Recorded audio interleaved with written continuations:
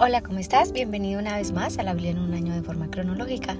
En el día de hoy vamos a estar leyendo el libro de Amos, el capítulo 7, 8 y 9, y dice la palabra de Dios. El Señor soberano me mostró una visión. Lo vi preparándose para enviar una enorme nube de langosta sobre la tierra. Esto ocurrió después de que la parte de la cosecha del rey había sido recolectada. Pero cuando se acercaba la cosecha principal, en mi visión las langostas se comieron todo lo verde que se veía. Entonces dije: Oh Señor soberano, por favor perdónanos o no sobreviviremos, porque Israel es tan pequeño. Así que el Señor se retractó de ese plan y dijo: No lo haré. Después el Señor soberano me mostró otra visión. Lo vi preparándose para castigar a su pueblo con un gran fuego.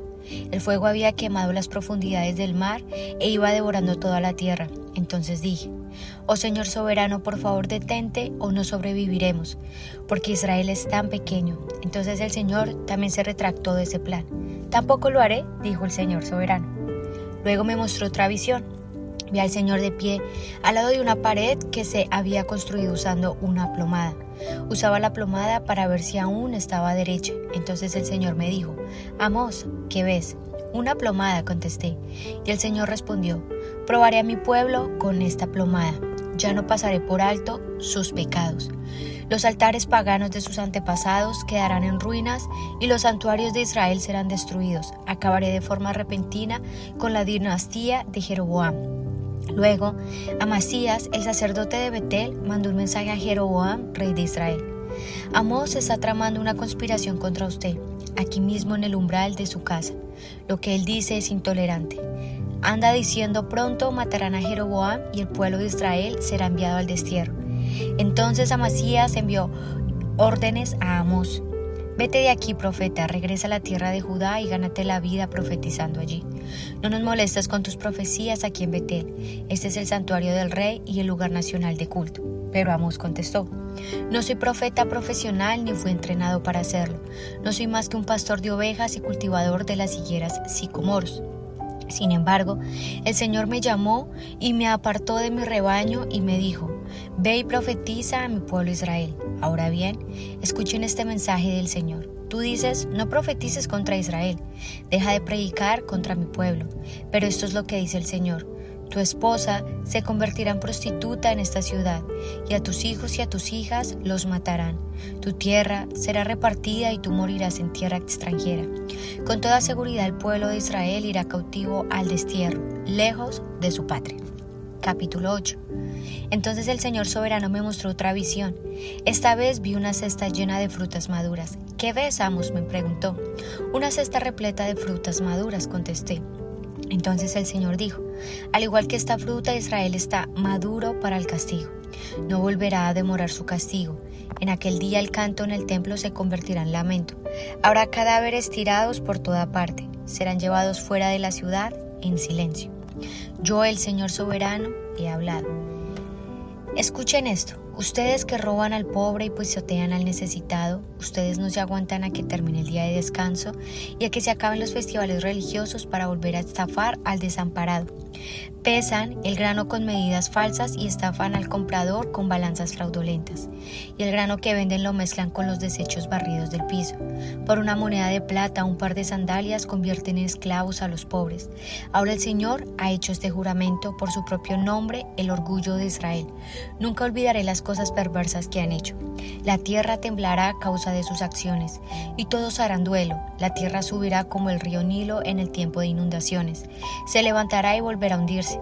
En aquel día, dice el Señor soberano, haré que el sol se ponga al mediodía y que en pleno día se oscurezca la tierra. Convertiré sus celebraciones en lamento y su cantar en llanto. Se vestirán de luto y se raparán la cabeza en señal de dolor, como si su único hijo hubiera muerto. Qué tan amargo será ese día. Ciertamente se acerca la hora, dice el Señor soberano, cuando enviaré hambre a la tierra. No será hambre de pan ni de sed de agua, sino hambre de oír las palabras del Señor. La gente deambulará de mar a mar y vagará de frontera a frontera en busca de la palabra del Señor, pero no la encontrarán. En aquel día las jóvenes hermosas y los muchachos fuertes se desmayarán, sedientos por la palabra del Señor. Y los que juran por los vergonzosos ídolos de Samaria, los que hacen juramento en nombre del Dios de Dan y votos en nombre del Dios de Berseba, todos caerán y nunca más se levantarán. En capítulo 9. Entonces vi una visión del Señor, quien estaba de pie junto al altar y dijo: golpea la parte superior de la columna del templo, para que los cimientos se sacudan, derriba el techo sobre las cabezas de la gente. Mataré a espada a los que sobrevivan, nadie escapará. Aunque caben hasta el lugar de los muertos, allí descenderé y los sacaré.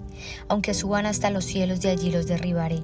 Aunque se escondan en las cumbres del monte Carmelo, allí les buscaré y les capturaré. Aunque se oculten en el fondo del océano, enviaré tras ellos a la serpiente marina para que los muerda. Aunque sus enemigos los lleven al destierro, ordenaré a la espada que allí los mate.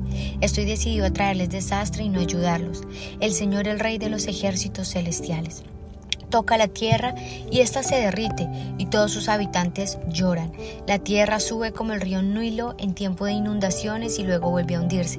El hogar del Señor llega hasta los cielos, mientras que sus cimientos están en la tierra. Él levanta agua de los océanos y la vierte como lluvia sobre la tierra. El Señor es su nombre. Israelitas, ¿son ustedes más importantes para mí que los etíopes?, pregunta el Señor. Saqué a Israel de Egipto, pero también traje a los filisteos de Creta y a los arameos de Kir. Yo, el Señor soberano, estoy vigilando a esta nación pecaminosa de Israel y la destruiré de la faz de la tierra.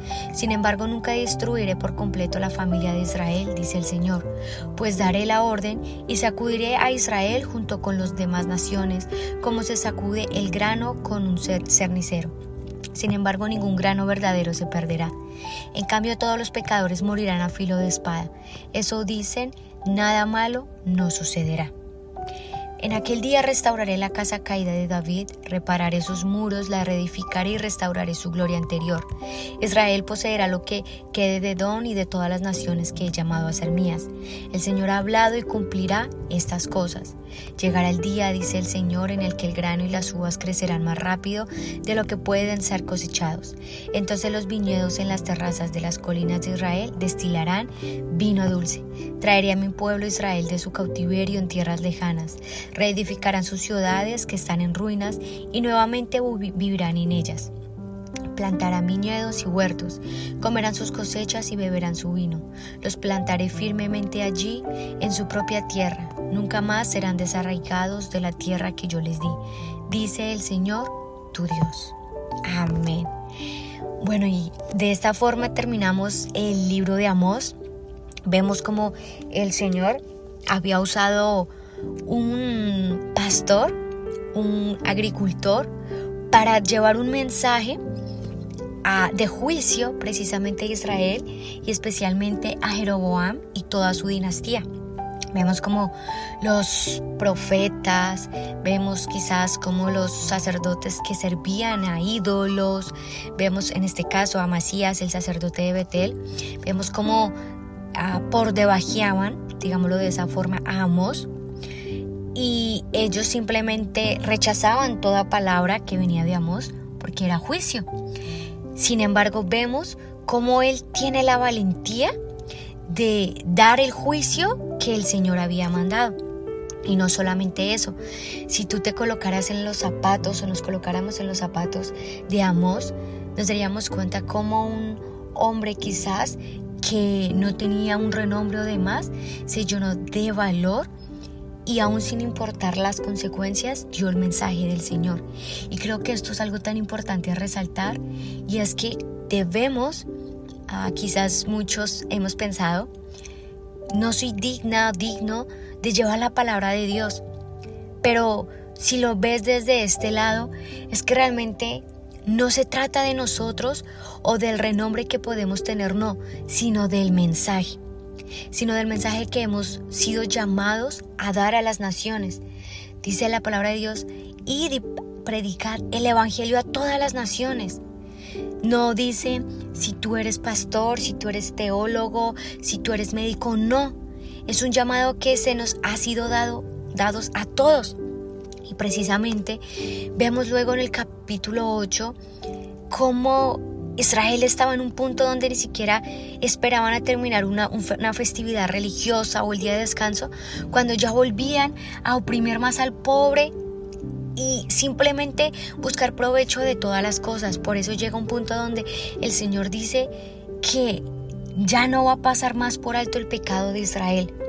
Pero hay algo más a fondo, y es una profecía que dice que el Señor enviará hambre a la tierra, y no será ni de pan, no será de agua. Y esto me llama mucho la atención porque me hace saber que va a haber un punto en llamémoslo una parte de la historia, donde la gente va a querer escuchar acerca de la palabra de Dios, pero no van a poder, porque no va a estar la palabra de Dios. Por eso debemos valorar cada día lo que el Señor nos enseña y nos da por medio de su palabra.